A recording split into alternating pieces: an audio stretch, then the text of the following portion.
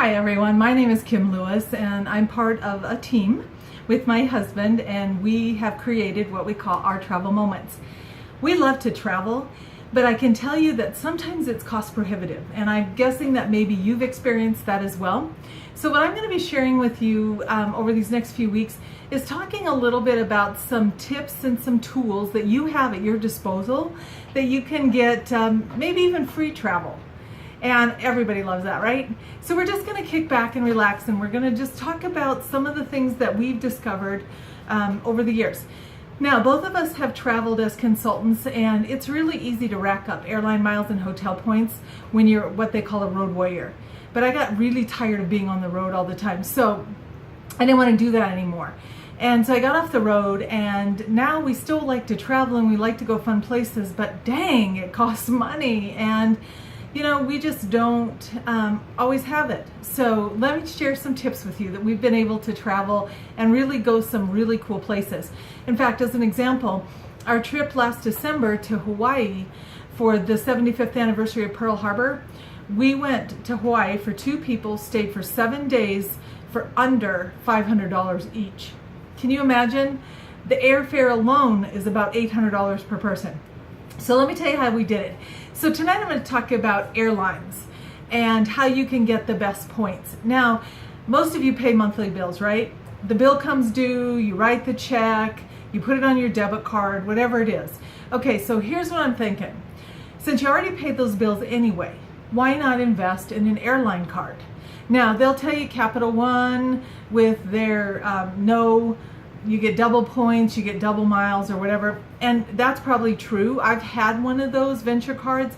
It didn't rack up the points nearly as fast as I wanted, and here's why. I want to get a free airline ticket, and I don't want to have to wait 6 months to do it. So here's how I did it. I shopped around at the airlines that we fly on the most, and we like United. So let me tell you a little bit about the United card. So I went and applied for the United card, and it's the credit card. And interestingly enough, you spend $3,000 in 3 months on the card, and they give you 50,000 points. That's 2 tickets in the United States.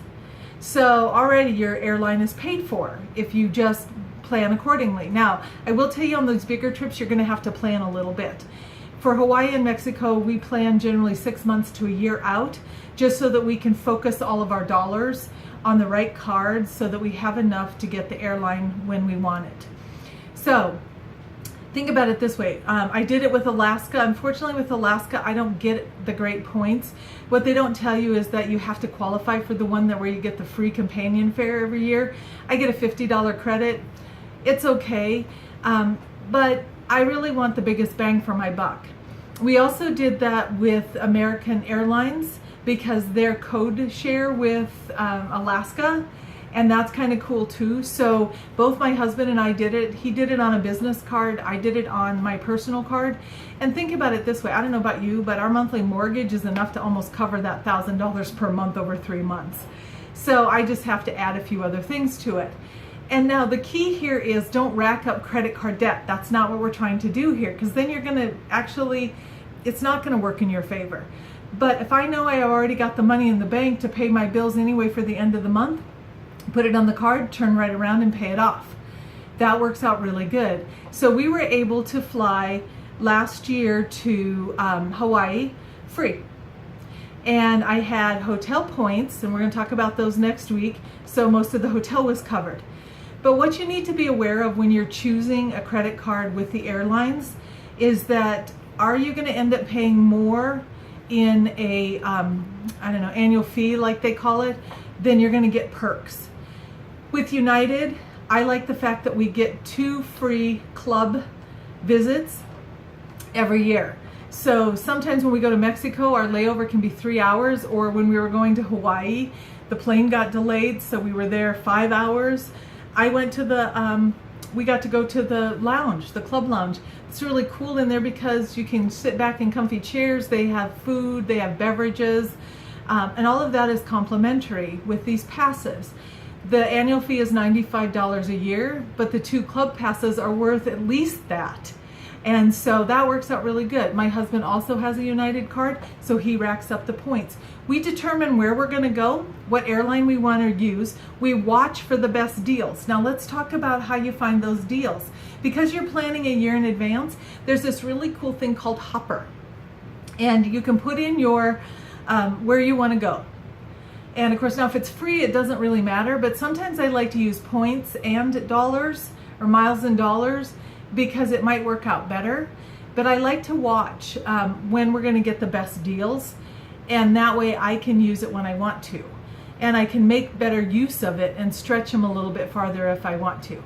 But most of the time, if we're going to fly for free, you have to get in early, you have to book that flight early, and then you have to make sure that you get seats.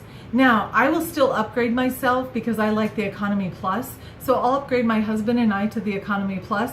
But now I'm only paying maybe $100 for each of us, or maybe even $150 for two of us. But now we have the more leg room. And I only do it on the flight that is the longest. So out of Boise, I don't worry about it from here until we get to either San Francisco or Los Angeles, depending on where we're flying out of. And then I determine whether or not I need that extra leg room or not. And sometimes if you get there early enough, because you've now got points as well, you've got points, but you've also got status, you get a free checked bag, you get priority boarding. I always get up there and make sure that I get an opportunity to maybe even get the upgrade for free or get an exit row if we get there early enough. So there's ways that you can work the system where it actually is going to pay off to your benefit. But really evaluate the cards. Now, I no longer have the American Airlines card because it's serviced by city, and they aren't very customer service oriented, I discovered. And it's something as simple as a late fee. I've been with them for over 3 years. I've always paid my bills on time. What happened this month was accidentally, something was a reoccurring bill. They charged it. I never got notification that I had a balance due, and I have all of my cards set up to let me know when I have a balance due. And I called them and I said, look, this is the first time in 3 years I've ever been late. Would you be willing to waive it? Absolutely not. They didn't care. And I said, well, then I want to cancel my card.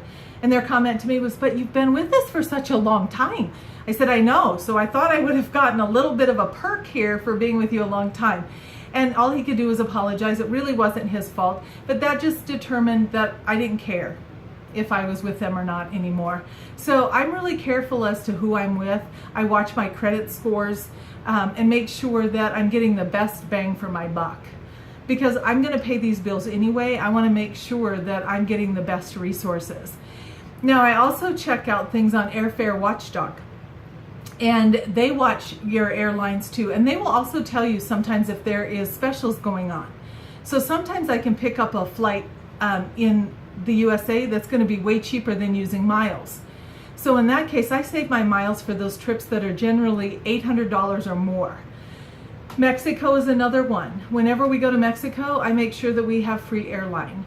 Because sometimes, unless you can catch it right, the tickets can be upwards of $500, $600, $700 a person. This way I can get them free. Every once in a while, last year was really a unique time because we actually got airfare to Mexico for under $400 a person. But it's because I was on Airfare Watchdog and I was also on Hopper. And they will watch for you and they will keep an eye out for you. Another great place to check too for vacations is Groupon, because sometimes they have some really great deals. And another place I always check is Smart Travel. So be checking out some of the things online. Yes, I'm going to get some emails and sometimes I'm not going to care about them, but I have a secondary email set up that is just for those kind of things. And that way I know exactly what's coming in. If I don't want it, I just delete it. If it's something good that interests me, then I keep it and I watch it, because you just never know. We tend to have maybe 1 to 2 big trips a year, and then we have about 15 little ones. And I'm always watching what I'm doing when it comes to the airfare, because I want to make sure that we get the most bang for our buck. If I've got 50,000 miles sitting there waiting to be used, that's generally a ticket to Hawaii. If my husband has a card and puts his bills and his business stuff on his, then he's got his free ticket. We just call in, we let him know we're traveling together, they pull my ticket from my account, his ticket from his account, and we're done. and then we watch around. Now, I realize that points will go away after a year, but sometimes if you watch really closely, you can buy points at 50% off if I'm just a few short, and sometimes I will do that. Once again, I put it on that card, I get the double miles, and on top of that, I also get the 50% off on purchasing miles. I don't have to purchase miles very often. In fact, we've got 3 trips coming up, one in November, one in December, and then one in February, and all of those airlines are paid. So I don't have to even worry about that. So it's just about checking out what you want to do and how you want to do it. Maybe you're that person that only travels once a year, but you want to go someplace fantastic. This is perfect for you. Right now, I only hold a United card, an Alaska card, and a Delta card. And with those, I collect the points, but then I never really use the cards again because I want to focus on whether maybe I need it for a hotel or maybe I need it for an airline, and we just figure out where we're going to go and where we want to put all of our bills so that we can have the best return on our investment. So I hope this was helpful. Next time we're going to talk about hotels, because once you get there, you need a place to stay. So there's some really cool things out there that you can do the same way that will give you a lot of different perks.